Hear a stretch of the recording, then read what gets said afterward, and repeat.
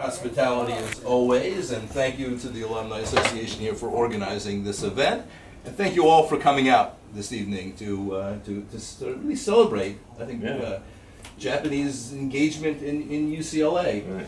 So we've been having, this has been a long trip, and this is the final visit of a long trip, and the purpose has been multifold. You know, we've been talking to institutions, to governments, but we've been focusing primarily in this trip on alumni and talking to alumni and trying to bring our family together. 400,000 alumni from UCLA, many of them scattered throughout the world, some of which we keep regular contact with, many we have lost. You know, they're out there and we're trying to find them and bring them under the, bring them back into the family. Alumni are critical for us. They're critical in so many ways. You know, one way is they're critical for bringing young new students to UCLA. UCLA is becoming increasingly global. So from the time that many of you went to the institution, you wouldn't recognize it in terms of the mix of international students. 8,500 international students this year study at UCLA. Big number, big number. It's going to grow a little bit. It's not going to grow much more, but it will grow a little bit more. And they play a critical role not only for their education, but also the education of our California students. And I used an example today. We met with the ambassador, Carolyn Kennedy, American ambassador. And I mentioned one example to her. My wife and I are involved, and we every year when the students are moving in, the new students, we go up to the living units and we quote help. You know, we sort of talk to the students and talk to the parents and welcome the students to campus. And we went to this one living unit where I think there were 4 young women that were freshmen that were there, and 3 of them were present. 1 was missing at the time. And the 3 that were there, who I think all were Californians, said, "You can't believe it." They said, "Our 4th roommate is from Tokyo." You know, this is so neat. You know, she's from Tokyo. And you realize immediately the advantage of being in a place that's international, where our students have a chance to live with students from all around the world. And so, you know, part of our effort on this trip is to try to recruit, to try to ask our alumni to help us, because oftentimes you're the contacts. Your friends who have children of college age will ask you, well, is this a good place to go to college? And, you know, I worry, we're talking tonight a little bit about, you know, the concerns about whether you can graduate on time from UCLA. A lot of rumors spreading throughout the U.S. because of the bad economic situation in California. Everyone's worried that you can't graduate. In fact, statistically, students are graduating more quickly now than ever before. So the average time to graduation is much shorter now than when you went to UCLA. So that's a myth, you know, spread by USC, we believe. USC. Just like we spread the myth, you know, why would you ever be on that campus down at USC? It's dangerous, you know. So we all spread our myths. But it isn't true. I mean, this is the best time for international students to come to UCLA. You know, we're encouraging international students. We have more programs for international students. And I think we're really now focused on being much more global than we have been in the past. Part of that is, you know, these visits that we make to Asia, and we've discovered if you're not here every year, literally, you'll lose contact with alumni. I mean, the best schools in the world actually stay close to their alumni and make sure that they visit frequently. The added benefit is it's Japan. You know, it's just great to visit, and we're not staying here long enough, and I'm frustrated, Cindy. I always, where's my sushi dinner? But we love coming here, and you know, we want to build the group here in Japan. One concern about Japan is the number of students in Japan studying abroad has actually decreased somewhat. Some of that is probably due, you know, some of that's economical, some of that's demographics, that there's a decrease, you know, the population is decreasing somewhat. But it's got to be more than that. You know, some of it may be that we're not doing a good enough job selling the advantages of a U.S. education. You know, in China, for example, students are clamoring to come to the U.S. for part of their education. Yeah.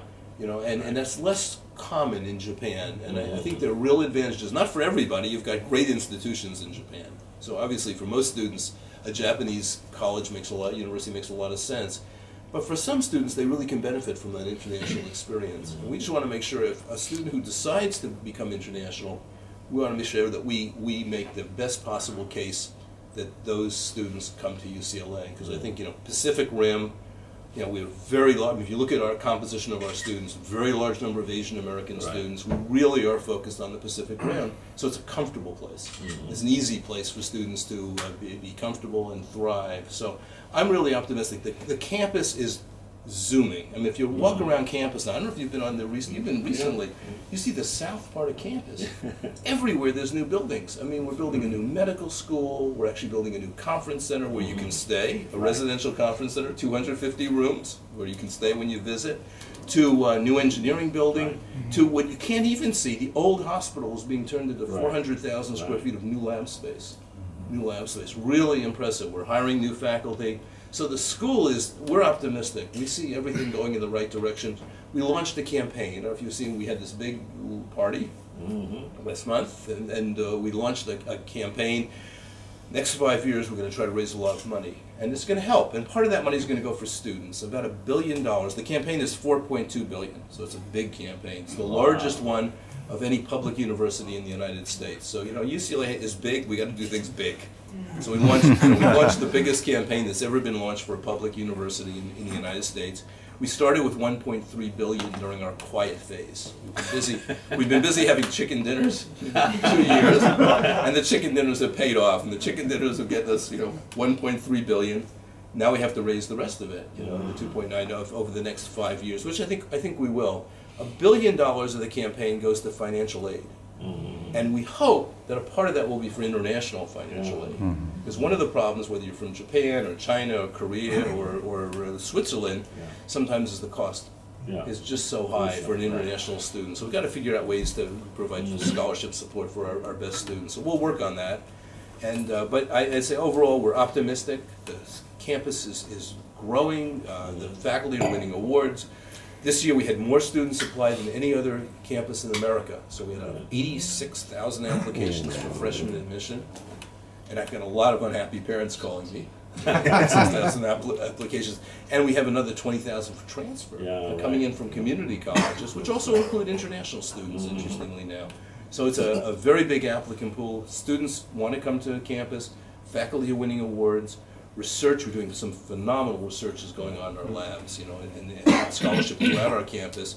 So I think all of us are really optimistic, and we're hopeful that we can continue to develop relationships with our alumni, and we know that part of that is being here regularly.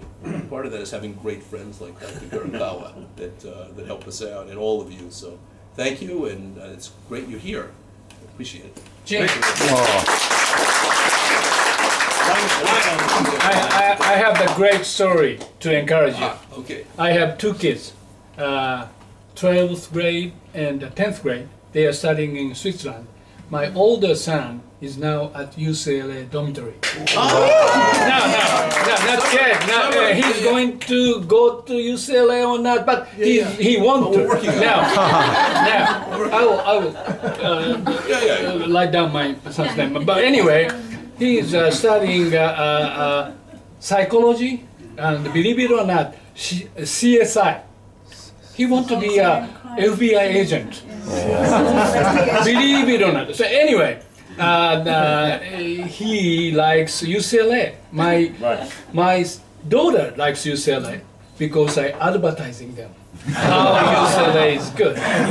Your DNA. Yeah, my DNA. So you have to do me a big favor. That she's going to take a picture of you and your wife, and then I email to him, hey, my son, I am a very good friend of the chancellor. All I know is one night. Then I send it. Is it okay? We have a delegation here. So Carol's short, so I can't sit behind me. I can't see her. Dr. Fan, who is our Vice Provost for International Affairs. Our famous, who everyone knows in Japan, so Professor Abe and Kelly.